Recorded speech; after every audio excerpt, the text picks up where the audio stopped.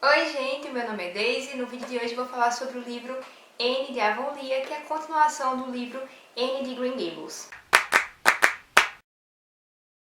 Tenho que te avisar que esse vídeo está recheado de spoiler, então se você não gosta de spoiler, não assiste esse vídeo. Vou te pedir para se inscrever se você ainda não for inscrito, ativar o sininho, deixar o like, comentar. Quero te avisar que esse aqui não é um canal literário, eu não falo de literatura. Eu estou fazendo essa série de vídeos aqui de Anne porque eu gosto muito da série, dos livros, e porque eu fiz o primeiro vídeo de Anne de Green Gables versus a série Anne with an E, fica aqui no card para você assistir. E o pessoal gostou muito, eu vi um retorno de vocês e como eu gosto do assunto, resolvi que vou terminar a série de livros fazendo vídeos aqui pro YouTube. Mas é só isso mesmo. Não esquece de me acompanhar lá no meu Instagram e bora pro vídeo de hoje. Se você ainda não leu o primeiro livro, não assistiu a série e nem assistiu o meu vídeo aqui, então eu recomendo que você assista pelo menos o meu vídeo para conseguir entender o contexto da história. Não sei se você lembra, mas no fim do primeiro livro, Anne consegue a sua licença para lecionar, ela consegue concluir os seus estudos no Queen's Academy, tanto ela como Gilbert e Ruby e Jane e outros personagens que aparecem também. Então todos eles agora estão aptos para lecionar, cada um vai para uma cidade diferente, para uma escola diferente, e Anne fica em Avonlea para lecionar na escola onde ela estudou. E o livro conta justamente essa parte da história de Anne, ela como professora. No fim do primeiro livro ela acaba ficando em Green Gables com Marilla, para não deixá-la sozinha depois da morte de Matthew, porque Marilla não conseguiria tocar a fazenda sozinha. Então Anne, como uma boa filha, acabou sacrificando esse seu sonho de ir para a faculdade, ou melhor, adiando esse seu sonho de ir para a faculdade para cuidar de Marilla e de Green Gables. Mas não pense que por ela ter desistido temporariamente da vaga dela na faculdade, ela se tornou uma pessoa triste nesse segundo livro. Não, de maneira nenhuma. Continua a nossa menina, mas que está agora florescendo.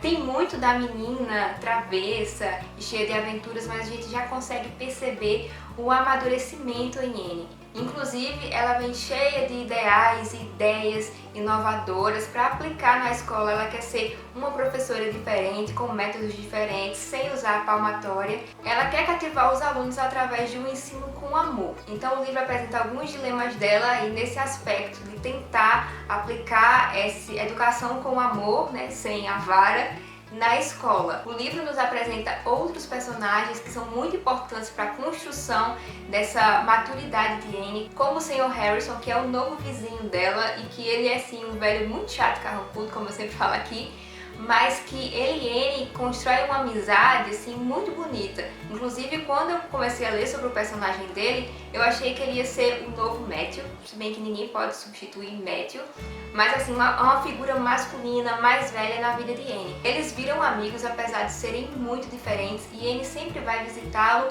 quando tem alguma ideia para saber a opinião dele, porque ele é o tipo de pessoa que diz na cara, ele não floreia nada, então joga a verdade na cara. Algumas vezes ele sai meio desapontado com a verdade, mas é muito interessante essa vivência dela com o Sr. Harrison, porque apesar de serem muito diferentes, se dão muito bem. Outro personagem que o livro traz é o garotinho Paul Irving, que é aluno de Anne, e ele é a versão masculina de Anne. Essa é a melhor definição que eu posso dar aqui. Ele é exatamente igual a Anne, pensamentos, imaginação, fala de um jeito diferente e é mal compreendido pelos familiares também, justamente por esse jeitinho todo aneístico, né, de ser. E quando Anne e ele se conhecem, logo se conectam. Ele é um espírito irmão, ou espírito afim, ou uma alma gêmea, não sei qual é a versão que você vai ler no livro. No meu livro chama Espíritos Afins, ou Espíritos Irmãos. Então ele é esse espírito irmão de Anne, assim como Matthew era. Outro personagem da escola também, tem vários outros, mas outros que vale a pena mencionar e que dá muita dor de cabeça para Anne é o Anthony Pye. É um parente aí de Josie Pye, não sei qual o parentesco que ele tem com ela, deve ser algum primo. E esse menino, ele é tão levado, ele dá tanto trabalho e ela tá ali firme no propósito de conquistá-lo através do afeto, do amor. Mas tem um dia que ela chega no limite dela, já era um dia de cão, como ela chama no livro, onde ela perdeu a paciência e pá, e ela fica muito frustrada porque acaba fazendo aquilo que ela disse que não faria, né? Acaba batendo no aluno, uma coisa que ela morre de remorso o resto do livro inteiro. Mas, surpreendentemente, esse gesto no impulso ali, no momento de raiva que Anne tem, despertam nele um certo respeito. E a partir daí eles conseguem se dar bem, ele já se comporta um pouco melhor na escola. Neste livro nós somos apresentados aos gêmeos Dave e Dora, que são adotados por Marilla e Annie depois da morte da mãe deles. A mãe deles se chamava Mary Kate e o marido dela era um primo em terceiro grau de Marilla. E como os gêmeos não tinham com quem ficar, acabaram ficando com Marilla e Annie. Dora é uma daminha, uma menina muito comportada, muito doce, muito quieta. Já Dave é um completo furacão. Ele é um encapetado. O menino é muito levado, se mete em várias confusões e também me lembra muito de Annie. Ele é muito curioso e assim, o livro conta muito da história dele e Annie, eles se apegam muito.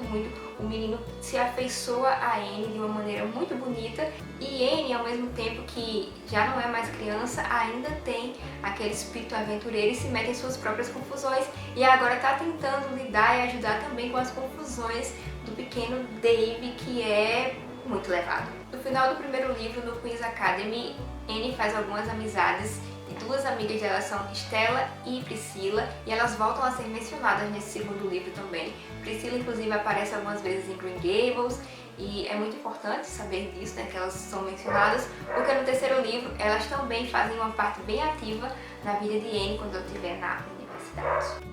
Nesse segundo livro eu senti Annie e Marilla muito mais próximas, Marilla demonstrando mais o lado sentimental dela, acredito que devido à morte de Matthew e também por ter tanto tempo já com Annie, no final do primeiro livro ela faz uma declaração muito bonita sobre ela, né, que realmente ama Annie como se fosse sangue do sangue dela, carne da carne dela. Eu acho essa citação muito bonita, ver esse crescimento, essa evolução da relação das duas. Sobre Matthew, apesar de ele ter morrido infelizmente no primeiro livro, ele é mencionado algumas vezes no segundo.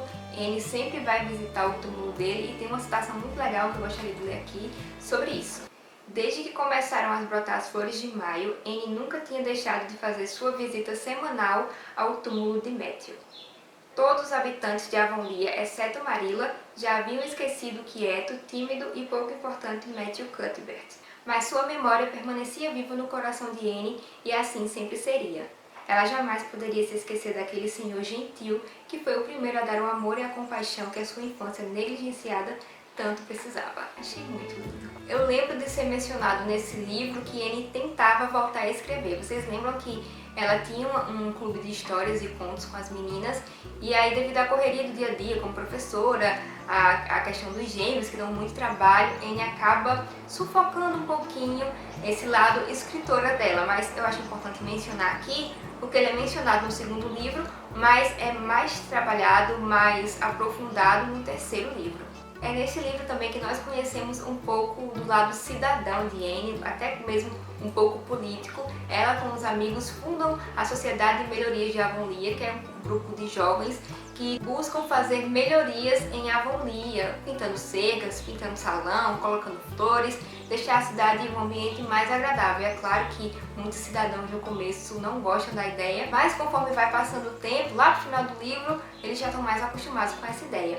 Então Gilbert é o presidente dessa sociedade, Fred, que é um novo personagem muito importante, decorem esse nome, Fred, ele é o vice-presidente, Annie é a secretária, porque ela é muitíssimo organizada, e Diana é a tesoureira. Vocês lembram de Ruby? Ela aparece também nesse segundo livro e Ruby tá mais namoradeira do que nunca, então ela quer ter muitos pretendentes, e de fato ela tem muitos pretendentes e ela só sabe falar de namoro. Tem até uma parte que ele tá falando com Diana que ela diz: eu não suporto mais, sabe? Eu gostava de Ruby quando a gente estudava na escola ou até mesmo no Queen's, mas agora ela tá toda diferente, tá toda mudada, só fala de homem, então o negócio assim tá meio chato. Inclusive nesse livro, Ruby é pedida em casamento. Tem uma outra personagem que aparece do meio pro final do livro, que é um espírito irmão, um espírito afim de Annie, que é a senhora Lavender.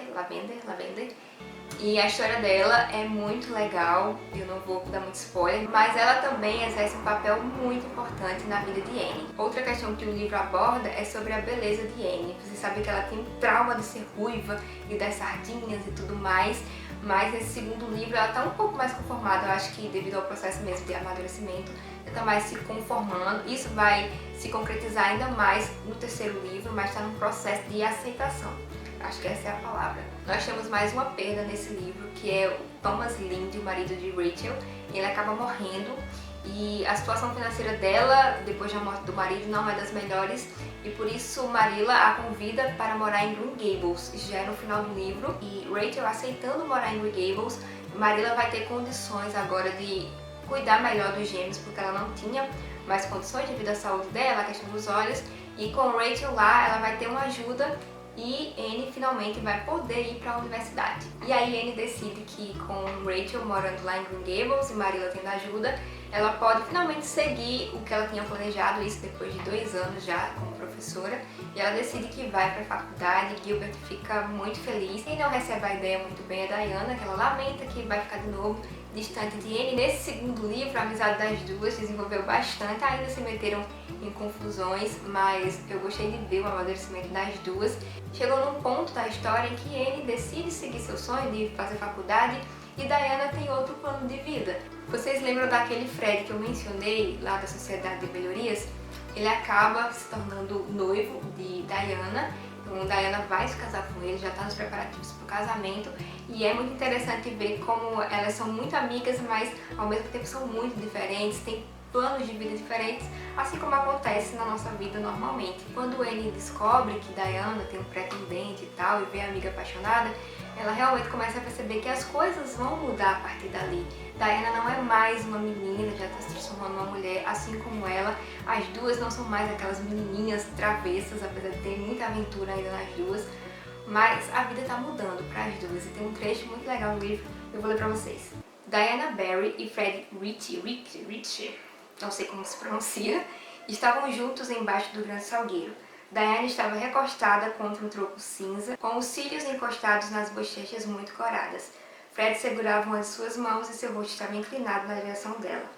Ele murmurava alguma coisa com um tom de voz baixo e sério. Naquele momento mágico só existiam os dois sobre o mundo, de modo que nenhum deles viu Anne.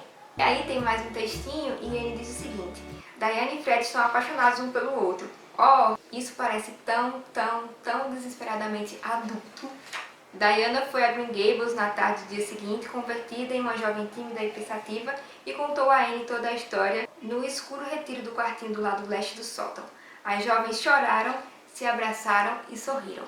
E aí, a partir daí, Diana vai começar a preparar seu enxoval para sua nova vida de casada. É claro que Anne dá todo o apoio a ela. E aí Anne começa a pensar como seria a vida dos sonhos dela. E, incrivelmente, todos os pensamentos dela, quem aparece? Gilbert. Mas é claro que ela também não dá o braço a torcer e tenta expulsar ele do pensamento de todas as formas, mas ele sempre acaba aparecendo. Sobre Anne e Gilbert nesse livro, a amizade deles começa a crescer muito e dá pra ver que Gilbert realmente está se apaixonando por Anne. Tem uma parte no livro que fala que se ele tivesse que descrever a mulher dos sonhos dele, ela seria exatamente igual a Anne. Acho isso muito lindo. Mas Anne, por outro lado, toda vez que vai descrever o homem dos sonhos, não parece nem um pouco com Gilbert Blythe. Então ela tá muito assim fechada sobre a possibilidade de ter um romance com ele ou desenvolver algo além de amizade, apesar das pessoas perguntarem vez ou outra no livro. Mas Gilbert sabe contornar muito bem essa situação. Ele tem medo de se declarar a ela e ela acabar rejeitando ele, dando umas patadas na cara dele, né, porque ela é dessas.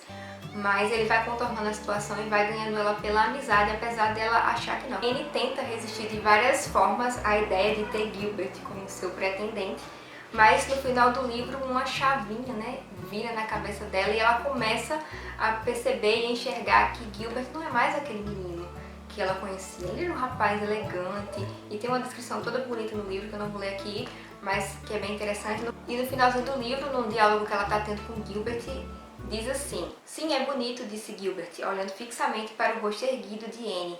Mas não teria sido ainda mais bonito, Anne, se não houvesse separação e mal-entendidos, se eles tivessem percorrido todo o caminho da vida de mãos dadas, sem memórias para trás, além daquelas que pertencem um ao outro? Por um momento o coração de Anne acelerou estranhamente e pela primeira vez seus olhos vacilaram sob o olhar fixo de Gilbert. Um rosado rubor cobriu a palidez de sua face. Talvez o amor nascesse naturalmente de uma bonita amizade, como a rosa de um miolo dourado surge dentro das sépalas verdes. Gilbert sabiamente não disse mais nada, mas em seu silêncio leu a história dos próximos 4 anos à luz da lembrança do rubor de Anne. 4 anos de trabalho árduo e feliz, e então um galardão de conhecimento útil recebido e um doce coração conquistado. E assim se encerra o segundo livro, Anne, ali com aquela pulguinha atrás da orelha, sobre o sentimento dela em relação a Gilbert, a amizade deles bem florescida, ele todo apaixonado. E no terceiro livro vai ser a nova fase da faculdade, com novas emoções, novas aventuras, Anne muito mais mulher, mais feminina, conquistando, arrasando corações, e a dura luta de Gilbert para finalmente conquistar esse coraçãozinho teimoso de Anne. Eu espero que você tenha gostado desse vídeo. Se você gostou, deixe seu like, não esquece de se inscrever no canal, ativar o sininho, comenta aqui embaixo o que você achou, me segue lá no meu Instagram e pode esperar que vai ter o próximo vídeo, tá, de Anne da Ilha, o terceiro livro da série Anne de Green Gables. Então é isso, até a próxima!